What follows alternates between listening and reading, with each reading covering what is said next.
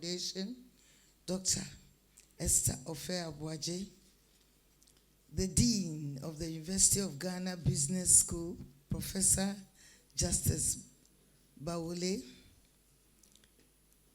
the Director of Advocacy and Policy Engagement for CDD, Dr. Kojo Pumpuni Asante, and all other distinguished guests which we may not have captured as the acknowledgements were being made. Ladies and gentlemen, it is a great honor and privilege to be invited to this roundtable discussion on the post-2023 Corruption Perception Index and to address you on the theme, Corruption and Justice, where does Ghana stand? The matters to be discussed, no doubt, are of immense interest to the nation. The effects of corruption are felt not only locally, but also globally. Apart from resulting in a waste of resources, corruption causes injustice through giving advantage to some at the expense of others. It results in reputational damage to businesses, establishments, and individuals engaged in same, and also undermines public trust in governments. Globally, the World Economic Forum has estimated the cost of corruption around the world to be over 3 trillion a year. Ghana's effort to tackle corruption embraces an understanding of the way corruption works. Corruption is engaged in by government officials, businesses, civil society, the media, public servants, religious organizations, and members of the public. The manifestations of corruption are increasingly getting complex, as it often occurs with the aid of professional enablers such as accountants, lawyers, bankers, real estate agents, shell companies, and opaque financial systems that provide an opportunity for the laundering and concealment of illicit wealth. Since the inception of His Excellency President Akufo-Addo's government in 2017, the fight against corruption has seen a tremendous progress through the establishment of systems for deterrence, means of detection, undertaking of smooth investigations, and establishment of a sound vehicle for prosecution and punishment in a fair and just manner. Records show that governments have since 2017 undertaken some of the boldest initiatives since independence to reform the public sector and strengthen the capacity of institutions to tackle corruption. With a clear understanding that corruption thrives in an atmosphere conducive to its concealment and that access to information is critical to the fight against corruption, the government in 2019 ensured the passage of the Right to Information Act 2019, Act 989, to give true meaning to the effect to the right to freedom and information under Article 21(1)(f) of the Constitution. The Act provides for the implementation of the constitutional right to information held by a public institution to foster a culture of transparency and accountability in public affairs, subject to exemptions necessary and consistent with the protection of public interest in a democratic society. The Act is being implemented with a governing board already inaugurated for the last 3 years and chaired by a very experienced retired High Court judge. Distinguished ladies and gentlemen, in July 2023, the government boosted the whistleblowers regime through the Attorney General's championing of an amendment to the Whistleblowers Act of 2006 at 720. The amendment to the Whistleblowers Law passed by Parliament introduced a reward system for whistleblowers whereby 30% of all revenue accruing from cases conducted on the strength of a whistleblower's activity is paid into a whistleblower's fund, out of which 10% of the income directly generated by the whistleblower's efforts is paid to the whistleblower.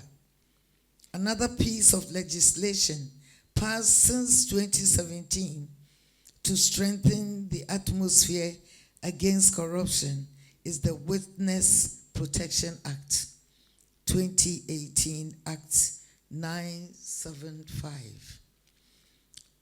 This act established a witness protection agency for a witness protection scheme as a means of offering protection to persons who are required to cooperate with law enforcement agencies in the investigation and prosecution of cases, particularly corruption cases affecting public offices. In 2020, the government ensured the passage of the Criminal Offences Amendment Act 2020, Act 1034, to categorize the offense of corruption, previously a misdemeanor, as a felony, and to provide for a stiffer punishment, that is, a term of imprisonment not less than 12 years and up to 25 years in prison. Other anti-corruption laws passed since 2017 are Revenue Administration Amendment Act 2020, Act 1029, Fiscal Responsibility Act 2018, Act 982, State Interest and Governance Authority Act 2019, Act 990, Anti-Money Laundering Act 2020, Act 1044, Corporate Restructuring and Insolvency Act 2020, Act 1015, Companies Act 2029, Act 992, the Narcotics Control Commission Act 2020, and that is Act 1019, and the Real Estate Agency Act 2020, Act 1047. Administratively, far-reaching measures have been undertaken by government to nip corruption in the bud. In 2014, government adopted a National Anti-Corruption Action Plan, NACAP, to coordinate its anti-corruption efforts. It was a 10-year strategic plan which lapsed next year. I'm happy to announce that the government is in the process of developing a new strategic framework, NACAP 2, for fighting corruption. This framework will be in place by the end of this year, 2024. In the meantime, it is worthy to state that on 11th March 2020, 11 key institutions signed a Memorandum of Understanding on information exchange and collaboration to combat corruption and crime in general. The institutions are SHRAJ, YOCO, Parliament, Office of the Attorney General, Ghana Audit Service, the Ghana Police Service, Financial Intelligence Center, Narcotics Control Commission, Internal Audit Agency, National Investigations Bureau, and Office of the Special Prosecutor. As part of the agreement, there will be exchange of information and better coordination of activities to minimize the potential for overlaps in addressing challenges of emerging methods of corruption and crime. The government recognizes the centrality of digitization in enhancing transparency, accountability, and efficiency in the public sector. In this regard, the government has since 2017 embarked on a systematic digitalization agenda which comprises a robust national identification system, digital property address system, paperless port system, e-justice system, pensions and insurance data, a digitized land registry and mobile money interoperability system. Records indicate that the budgetary allocations for institutions engaged in public sector accountability, namely the Office of the Attorney General and Ministry of Justice, the Auditor General, the Commission on Human Rights and Administrative Justice, the Judiciary, Office of the Special Prosecutor, the Police Service, have witnessed unprecedented increases since this government assumed office in 2017. This phenomenon is consistent with government's resolve that the institutions of state that are relevant in the anti-corruption agenda are properly equipped to discharge the mandate of their offices. As associated with every regime, there have been some perceptions and allegations of corrupt dealings by a few members of government. The response of government has been to ensure that every allegation of corruption against any member of government is promptly investigated by the relevant state institutions.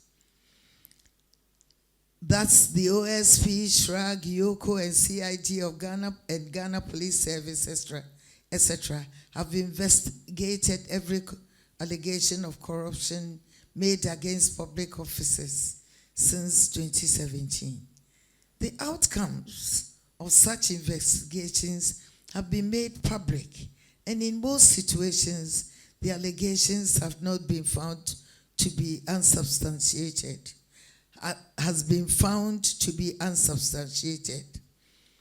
Official wrongdoing in public sector has a deep impact on the corruption profile of every nation.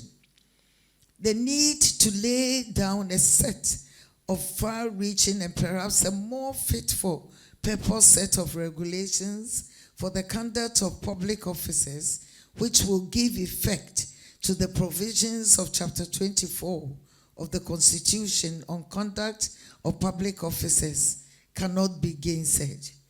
I'm aware that the Attorney General is leading the effort to enact a conduct of Office of Public Officers Law. To enact the Conduct of Public Officers Law. This bill, undergoing various stakeholder consultations in view of the far-reaching implications and the change to our legislation it seeks to introduce. The bill will soon be considered by Cabinet following the conclusion of the stakeholder engagements.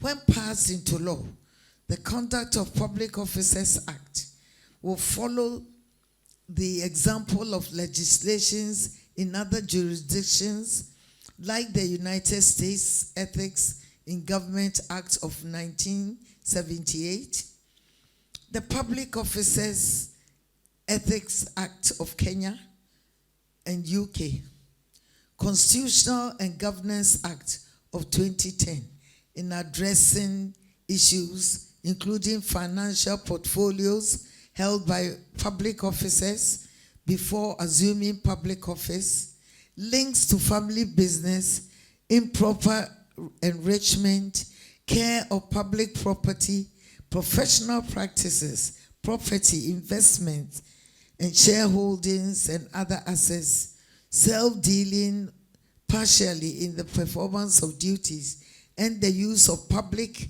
or confidential information for further business to further private business, etc. These and many other initiatives embarked by government will go a long way to significantly control corruption in the public institutions and agencies and protect the public purse. Ladies and gentlemen, before I resume my seat, I wish to admonish all that the struggle against corruption is ever evolving. Wrongdoers devise complex and sophisticated means to avoid detection. The state's capacity to deal with ever-evolving means of corruption must be strengthened. We must be united in the fight against corruption. Unfounded allegations of corruption and perception of wrongdoing hardly aid the fight against corruption. When corruption allegations have been investigated and findings made, exonerated the subject of investigations, there is no basis for continued suspicion of wrongdoing by civil society and other persons who have access to the media. We must trust institutions of state established for the fight against corruption. Once again, let me thank you for the opportunity to address this gathering and wish you fruitful deliberations. And I also wish you long life as a corruption team here, and let our efforts make our homeland Ghana a better place to live in. Thank you for your kind attention.